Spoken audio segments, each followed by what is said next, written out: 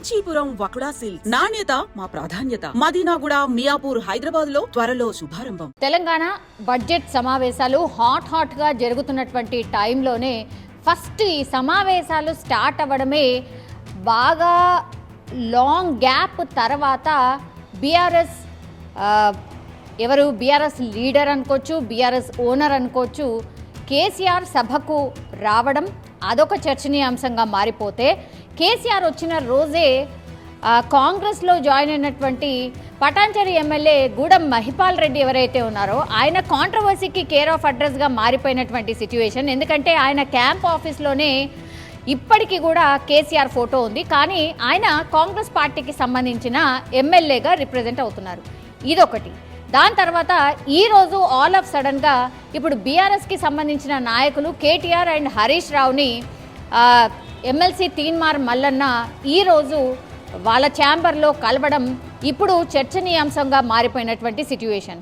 Budget సమావేశాలు ఒకవైపు హాట్గా జరుగుతున్నాయి, ఎందుకంటే బీఆర్ఎస్ వర్సెస్ కాంగ్రెస్ పార్టీగా మారిపోయినటువంటి సిచ్యువేషన్. ఎందుకంటే పూర్తిగా పర్సనల్ ఎలిగేషన్స్ కూడా చేసుకుంటున్నారు. గతంలో మీరు ఏం చేశారు అంటే మీరు ఇప్పుడు ఏం చేశారు అన్నటువంటి మాటల యుద్ధం ఒకవైపు నడుస్తున్నటువంటి టైంలోనే ఇప్పుడు తీన్మార్ మల్లన్న బీఆర్ఎస్కి సంబంధించిన నాయకులను కలవడం ఏంటి అనేది కూడా చర్చనీయాంశంగా మారిపోయింది. రాజకీయాల్లో శాశ్వత మిత్రులు శత్రువులు ఎవరు ఉండరు అనే దానికి ఉదాహరణగా అనేటువంటిది ఒకటి మాట్లాడుతున్నారు.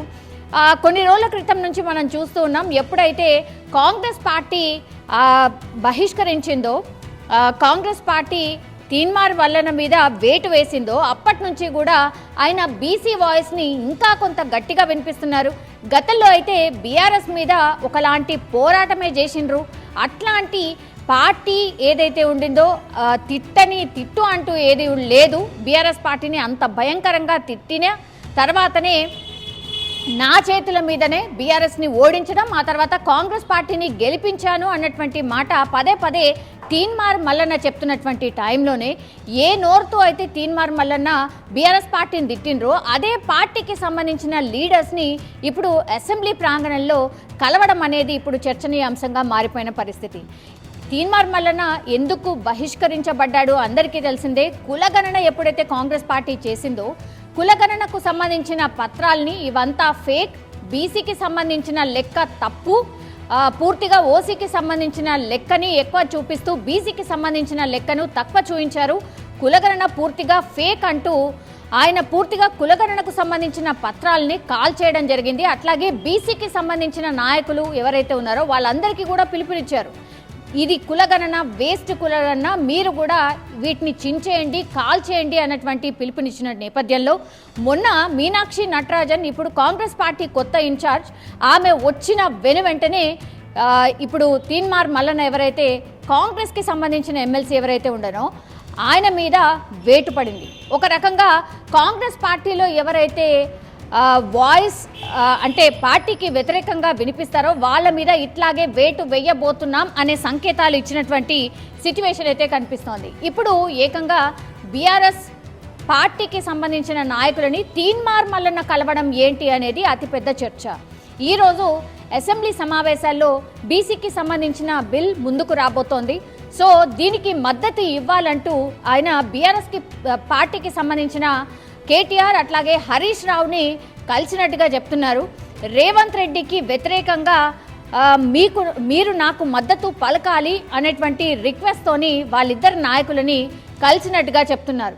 కానీ ఇంతవరకు కూడా బీఆర్ఎస్ పార్టీకి సంబంధించి ఒక్కసారి కూడా పాజిటివ్ లైన్ మాట్లాడని తీన్మార్ మల్లన్న ఒక్కసారిగా వాళ్ళ ఛాంబర్లకు వెళ్ళి వీళ్ళను కలవడం ఏంటి? ఇప్పుడు definitely Teenmar Mallanna okay voice చెప్తాడు, బీసీకి సంబంధించి బీసీలకు న్యాయం జరగాలంటే ఏ పార్టీనైనా కలుస్తాను, ఎవరైతే నాకు మద్దతు ఇస్తారో వాళ్ళందరినీ కలుపుకొని వెళ్తాను, బీసీలకు న్యాయం జరగాలి, బీసీలు ఎదగాలి, రాజకీయంగా కూడా రాణించాలి, ఇదే నా మెయిన్ ఎజెండా అనే మాటని డెఫినెట్లీ ఇప్పుడు తీన్మార్ మల్లన్న వినిపిస్తున్నటువంటి టైంలో ఇప్పుడు తీన్మార్ మల్లన్న ఒక్కసారిగా బీఆర్ఎస్ పార్టీకి సంబంధించిన నాయకులు కలవడం, అది కూడా కేసీఆర్కి తెలవకుండానైతే డెఫినెట్లీ ఉండదు అనే మాట కూడా వినిపిస్తోంది. మరి కేసీఆర్ ఎందుకని ఆ కుటుంబాన్ని కావచ్చు లేదంటే బీఆర్ఎస్ పార్టీని కావచ్చు అండ్ బీఆర్ఎస్ పార్టీని ఓడించడానికి సాయశక్తుల కృషి చేసినటువంటి ఒక 2-3 మీడియా హౌజెస్లో ఆర్ ఈ సోషల్ మీడియా హౌజెస్లో తీన్మార్ మల్లన్న ఛానల్ కూడా ఒకటి. అండ్ ఆయన గతంలో కూడా తీన్మార్ మల్లన్ని కావచ్చు, లేదంటే రఘుని కావచ్చు, ఇట్లా కొన్ని కేసెస్లో కూడా వాళ్ళని అరెస్ట్ చేశారు. ఇవన్నీ కూడా మర్చిపోయాడా తీన్మార్ మల్లన్న అనేది కూడా కొంతమంది క్వశ్చన్ చేస్తున్నారు. బీసీకి సంబంధించిన వాయిస్ని గట్టిగా వినిపిస్తున్న తీన్మార్ మల్లన్నకు కూడా పూర్తిగా మద్దతు అయితే లభించట్లేదు.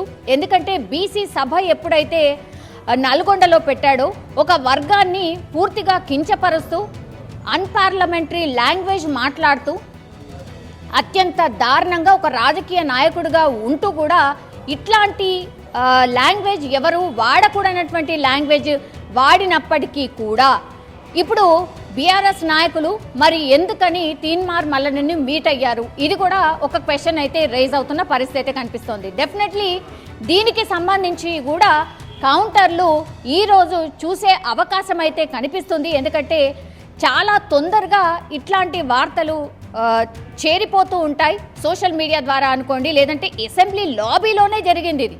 కాబట్టి కాంగ్రెస్ పార్టీ కూడా దీనికి కౌంటర్గా డెఫినెట్లీ ఒక గట్టి వాదన ఆర్ ఒక ఎన్కౌంటర్ లాగానే ఈ బిల్ ప్రవేశపెట్టిన తర్వాత మాటల యుద్ధం నడిచే అవకాశం అయితే కనిపిస్తోంది. కానీ ఇప్పుడు చర్చనీయాంశం ఏంటి అంటే తీన్మార్ మల్లన్న బీఆర్ఎస్ నాయకులను కలవడం ఏంటి, అది ఏ విషయమైనా కావచ్చు, ఆయనను కలవడం ఏంటి, మాట్లాడడం ఏంటి, అట్లాగే తీన్మార్ మల్లన్న వెళ్ళి ఈ నాయకులని కలవడం, వాళ్ళు కూడా తీన్మార్ మల్లన్నను ఆహ్వానించడం, మాట్లాడడం ఏంటి అనేది కూడా ఇప్పుడు అతిపెద్ద చర్చగా మారిపోయింది.